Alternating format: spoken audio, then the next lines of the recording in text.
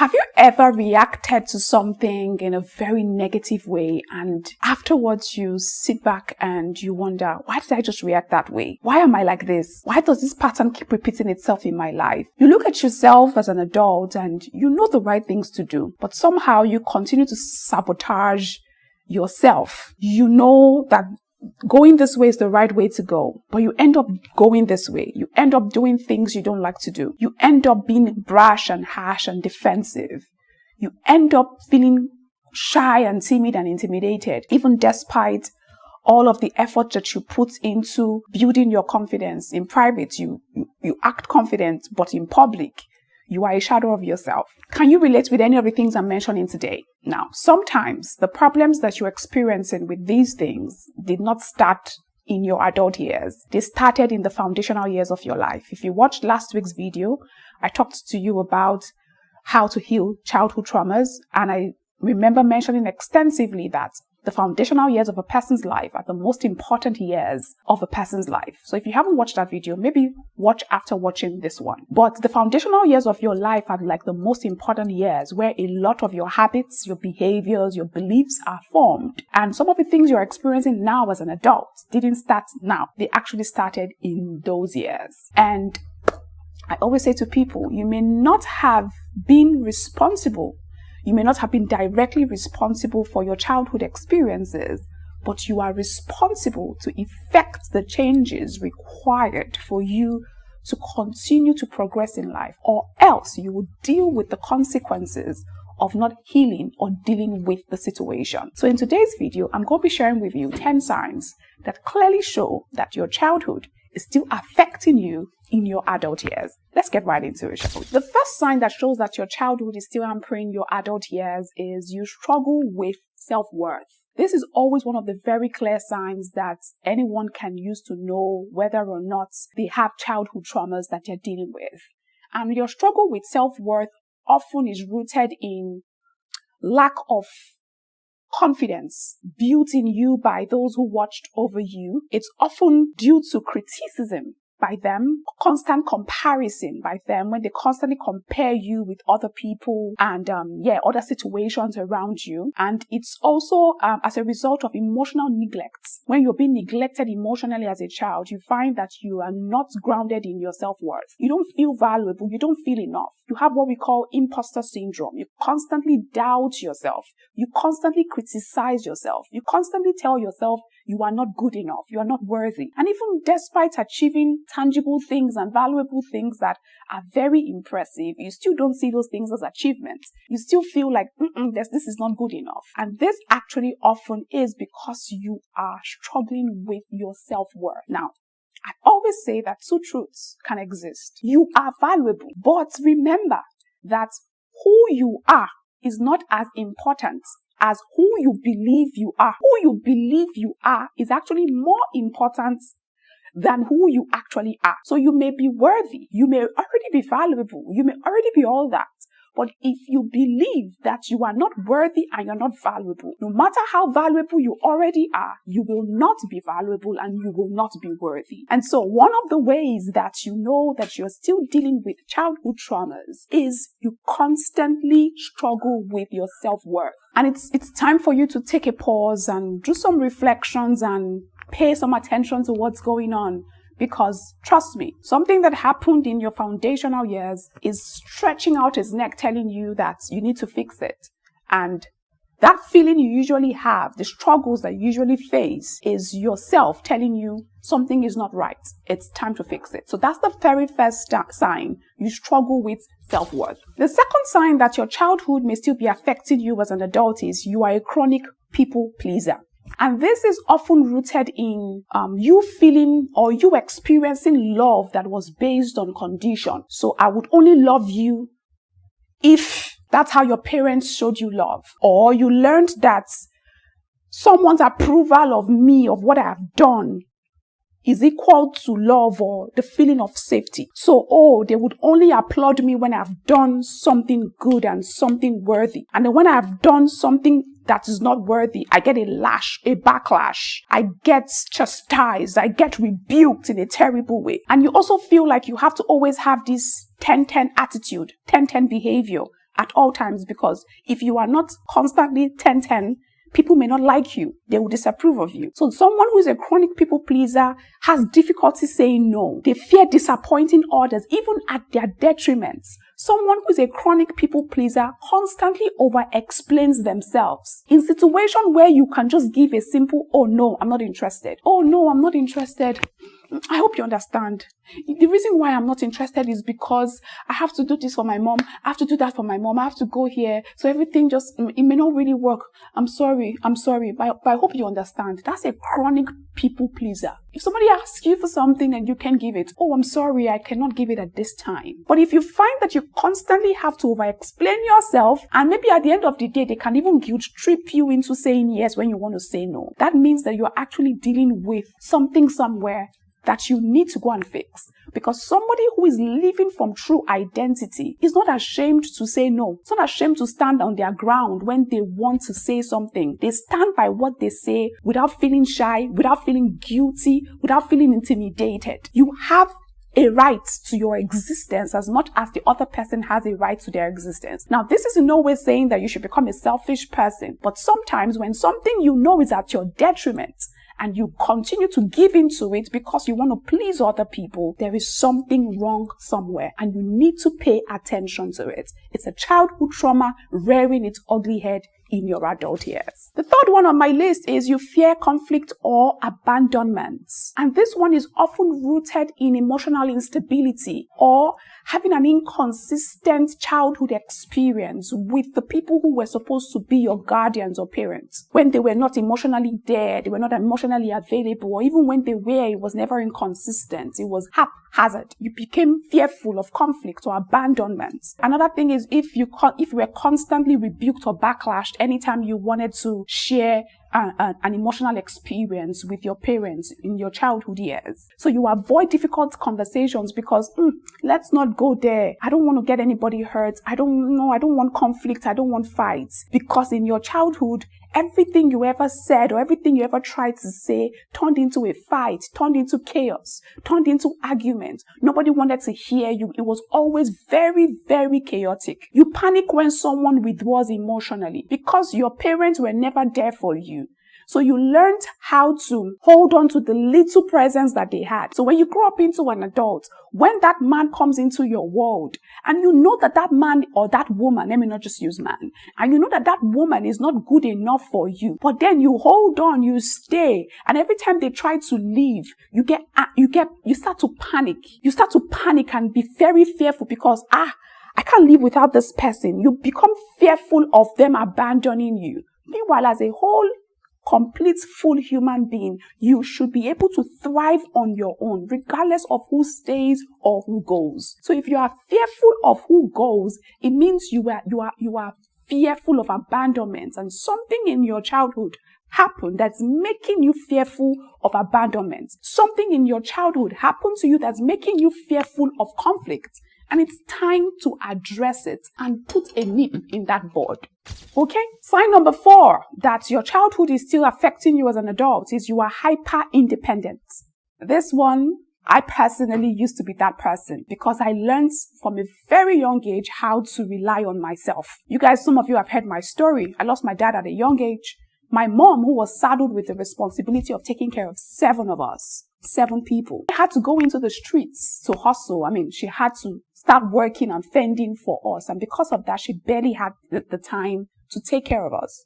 So some of the things I learned or knew or had to experience in my life, I had to depend on myself. I had to depend on my intuition at a young age, even before I knew what intuition was, before I knew what discernment was. I was overly, I was overly sometimes confused about certain things, but I figured it out on my own. And then sometimes when I would go to ask other people for help who didn't have any responsibility to me, I would get a backlash or I would get the word no. So because of that, I became very hyper-independent. I didn't want to have to depend on anyone. I wanted to do it all by myself. I was so afraid to ask for help because I felt like they would tell me no. People would tell me no. And I hated the word no. That actually entered and seeped into my adult years. Of course, a lot of opportunities I missed out on because I was trying to do it all by myself. But that's doing it all by myself is not how your true self is supposed to be existing in the world. So if you are hyper independent.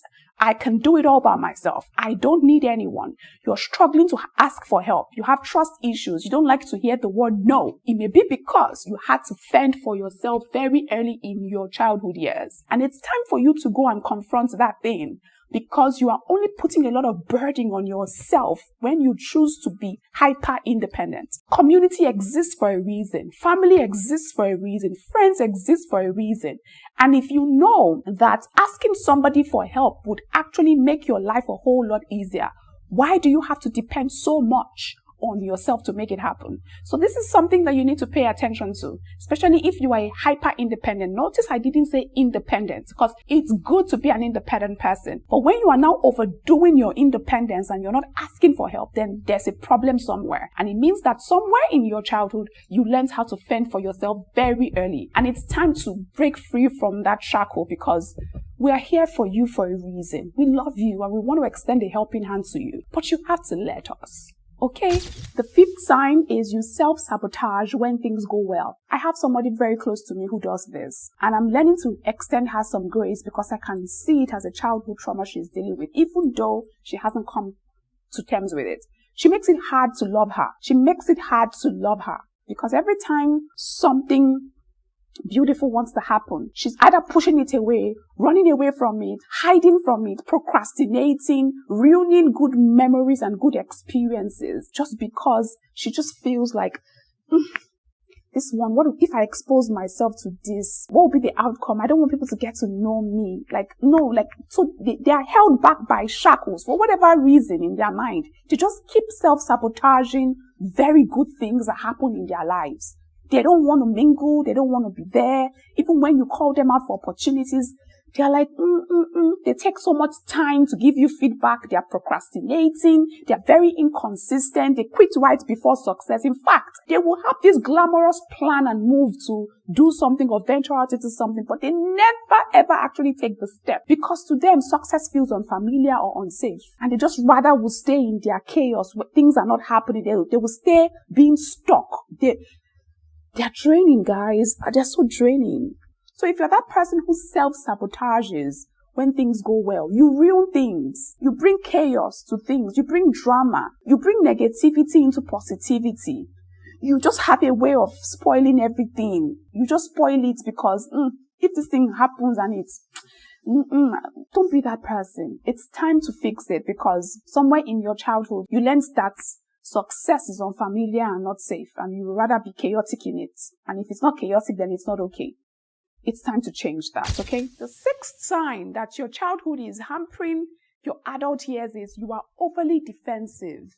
This one is one that is very common and popular. And this one often stems from you being criticized or shamed when growing up. When you always were shut up or backlashed every time you wanted to say something. You wanted to air your point. They say, shh, keep quiet, you talk too much. Shut up, sit down. How can you talk when your adults are talking? How can you talk when your parents? Keep quiet. You bring, mommy, there's something I want. Shut up, mommy's tired.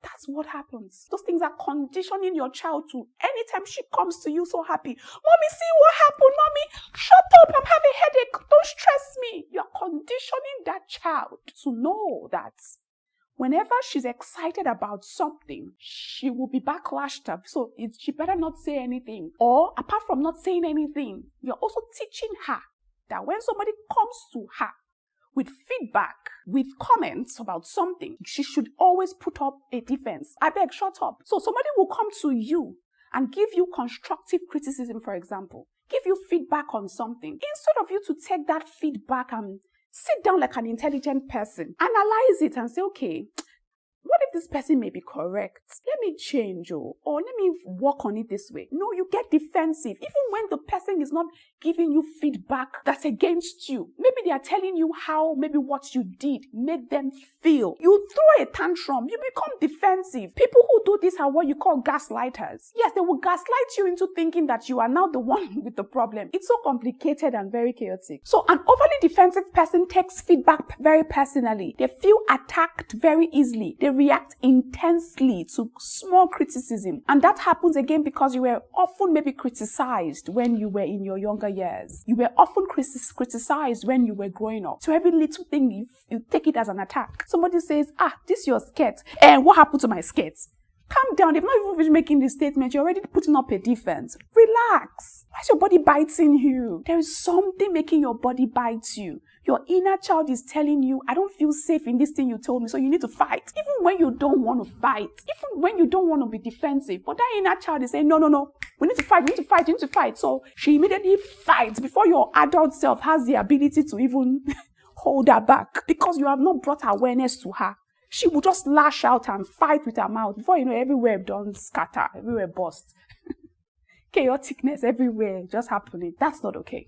And it stems from your childhood years. I used to be someone who was very defensive. I didn't know how to take criticism. Back then, many years ago, I didn't know how to take criticism. You criticize me because in my mind, I'm supposed to always be perfect. So if you criticize me, there's something, you're telling me something is wrong with me. I didn't know how to take it until I fixed my childhood mess. And I realized criticism is actually a stepping stone that you can use to keep climbing higher, especially when you're getting it from the people who love you or the people who care about you. So if you find that you're overly defensive when someone is criticizing you or telling you about their feelings or how what you did made them feel, then you really need to look into it, because being overly defensive is not a very good look as an adult. The next sign is you struggle with emotional regulation, and this one often stems from being dismissed whenever you wanted to pour out your emotions as a child. You felt very dismissed or unsafe. Maybe you finally poured it out, they heard you. Instead of them to hear you from a place of understanding, they hear you from a place of punishment. So they punish you for airing your emotions, or they lash you and backlash you or shut you up for airing your emotions. So because of that, you grew up struggling to regulate your emotions. And how that shows up in your adult years is you have things like mood swings. People can read your emotions. They know when you're happy, they know when you're sad. You sometimes suppress your emotions, but in a bid to suppress your emotions, you flare up and you have explosive reactions, because you can't really contain something that's supposed to be expressed naturally or regulated correctly. So if you find that you cannot regulate your emotions, bring it under control. Be emotionally intelligent and aware. It's mostly because as a child, you were often dismissed whenever you had to share your emotions with other people. And it's time to actually confront that inner child, confront the things you experienced as a child, so that it will stop stressing you as an adult. This next one is a very common one. You constantly seek external validation. Social media approval addiction. You want the likes and comments. They do you something. They send adrenaline into your body. It means that you're seeking external validation. You need praise. You need people to constantly praise you to feel okay. You have anxiety when people don't notice you. You start to think that I'm not good enough, or maybe there's something wrong with me. Somebody did not compliment me today. It means that there's something wrong with me. So you are constantly waiting on external factors and people to tell you who you are and validate you and let you know you're worthy. It stems from you not consistently receiving affirmation when you were growing up, or you were taught that your worth or your value was in the validation of others. And that is not true. Your worth and value is not in the validation of somebody else. It's in your uniqueness, your true identity. You are already worthy and valuable. You don't need somebody else to tell you that. So if you constantly seek external validation, it's simply because you were not affirmed or you were not taught how to validate yourself. And that is a shackle you need to break free from, right? You need to pay very close attention to it and break free from it. And I will tell you how you can break free from it very soon, okay? The ninth sign is you feel responsible for everyone's emotions.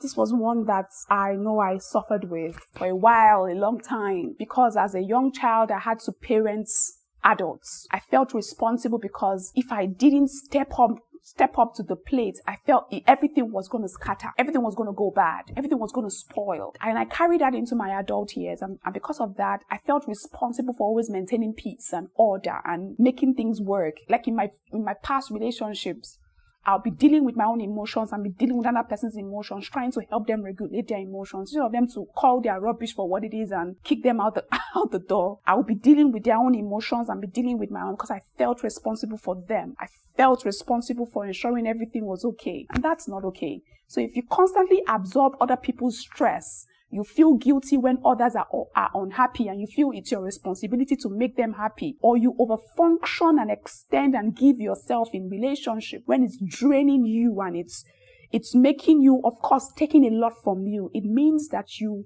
are responsible, or you've taken on the responsibility of other people's emotion. And that's actually a childhood trauma screaming in your adult years. You shouldn't be responsible for another person. I'm not saying, again, don't be selfish. You can show care and kindness, but you're taking on somebody else's pain, somebody else's stress, taking it on constantly every single day. That's a shackle you need to break free from. Again, I'll show you how to break free from it in a bit. The 10th sign is you don't know who you really are. You adapt your personality to fit rooms. You feel lost when you are alone. You struggle to identify what you truly want. Every day you question yourself. Today you are this, tomorrow you're someone else. Who am I? You don't know. You can't really ground yourself or anchor yourself in one core identity. And that's because you built an identity around survival. So many things probably happened to you in your childhood, and because of that you became confused about who you truly are. What is life about? Who am I? What am I here for? That is actually a clear sign that you are still dealing with unhealed childhood traumas that need to be healed in your adult years. And that can actually hamper a lot of things, because you will live life chaotic. You will live your adult years chaotic, in confusion. People will not even be able to depend on you because you'll be very inconsistent in your actions. Today you are nice, tomorrow you're harsh, next tomorrow you're brash, the other next tomorrow you are you just act like a mad person. And that is not a very good look for somebody who wants to be considered an excellent person. Now, something I put down here that I want to read out to you guys is this. Children don't question their environment. They personalize it. They don't say, my parents lacked emotional tools.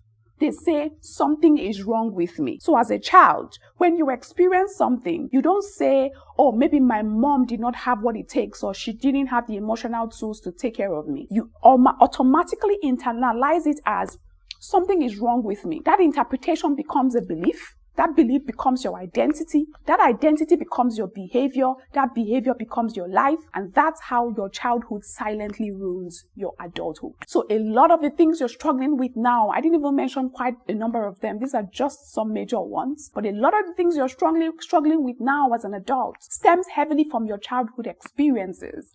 And those things are quietly, constantly running your adult years. Now, the most important thing that I want you to take out of this entire message is this. You may not have been responsible for the experiences of your childhood, but you are responsible for the outcome of your adult years. If not, you will bear the consequences of not fixing the problem alone. You can't keep blaming your mom. You can't keep blaming your dad. You have to confront it once and for all and deal with it. You are on the scene now, and it's up to you to change it. And I'm not just coming here to tell you the problems. I'm coming here with a solution as well. On the 21st of March this year, we'll be hosting a webinar, a 4-hour intensive live webinar where we'll be touching on healing your childhood traumas. This one is very near and dear to us at Winnie School of Excellence because it was an instructional webinar. It's a webinar that we were instructed to do by the one who sent us on this assignment. Now, in this webinar, I am going to be joined by 2 expert speakers. One is certified psychotherapist in the person of Miracle Femi Lazarus. Some of you may already know her. She's going to join us and she's going to be lending her expert voice on the topic and giving us frameworks and tools and practical guides on how to actually break free from childhood traumas and heal ourselves. And then we'll also be hearing from an expert speaker on the subject matter, Colonel Dimeji, who has served in the military and not only guides them in the military on how to deal with things like PTSD, that's the trauma, but he's also very well versed in the knowledge of childhood traumas and how they affect you as an adult. So we're going to be hearing from him. He's going to be giving us the practical guide and the practical framework on how we can actually heal and break free so that this childhood thing will stop confronting us as adults. And I personally would also be sharing from my personal experience as one who didn't really know that childhood traumas were hampering my adult years, but eventually when I found out, I put in the work and I stepped onto the other side of being healed and whole. I'll be sharing from my own experience to bring everything home so that you can relate with it, because some of the things I went through are some of the things most of you are actually going through. So I'll be sharing from my experience and giving you the tips and tricks and the things that I actually did to break free and heal myself completely. You don't want to miss this webinar, especially if healing your childhood traumas is very important to you, and it should actually be very important to you because you don't want to sabotage your adult years anymore with unhealed experiences that you actually have the power to heal. So please click the link in the description box down below to sign up for the webinar, or send the word HEAL to the WhatsApp number now showing on your screen, and we'll send you the link to register. The investment price is very affordable. We believe everyone can afford it, and that's why we made it as affordable as possible. Don't miss out on this opportunity. Jump on it immediately and secure your spot. My final words for you today before I leave you would be this: your childhood explains you, but it does not have to define you. You can reparent yourself, retrain yourself, reframe your identity, and claim back what is yours. It's up to you to get that done. Your mom is not going to do it for you. Your dad is not going to do it for you, because if they could, they would have done it right? Your friends won't do it for you. I won't do it for you. I can only give you the knowledge and information to help you on the journey. But it's up to you to rewrite the story of your life. And I hope that you really do. That's pretty much all that I have for you. I'll see you again in another video. Until then, remember to stay excellent. Take care.